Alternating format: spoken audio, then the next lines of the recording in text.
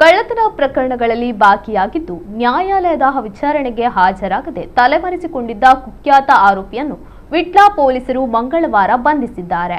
ಬಂಧಿತ ಆರೋಪಿಯನ್ನು ಪುತ್ತೂರು ಚಿಕ್ಕಮುಡ್ನೂರು ನಿವಾಸಿ ಮೊಹಮ್ಮದ್ ಸಲಾಂ ಯಾನೆ ಕೆಎಂ ಸಲಾಂ ಯಾನೆ ಡಾಲರ್ ಸಲಾಂ ಎಂದು ಗುರುತಿಸಲಾಗಿದೆ. ಕಳ್ಳತನ ಪ್ರಕರಣದಲ್ಲಿ ಬಾಕಿಯಾಗಿದ್ದ ಈತನ ವಿರುದ್ಧ ಪ್ರಕರಣ ದಾಖಲಾಗಿತ್ತು.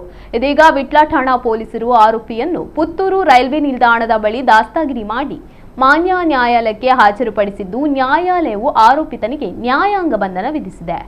ಆರೋಪಿತನ ವಿರುದ್ಧ ಪುತ್ತೂರು ನಗರ ಠಾಣೆಯಲ್ಲಿ ಪ್ರಕರಣ ದಾಖಲಾಗಿದ್ದು, ವಿಚಾರಣೆಗೆ ಹಾಜರಾಗದೆ ತಲೆಮರೆಸಿಕೊಂಡಿದ್ದ ಹಿನ್ನೆಲೆಯಲ್ಲಿ ವಾರೆಂಟ್ ಕೂಡ ಜಾರಿಯಾಗಿರುತ್ತದೆ.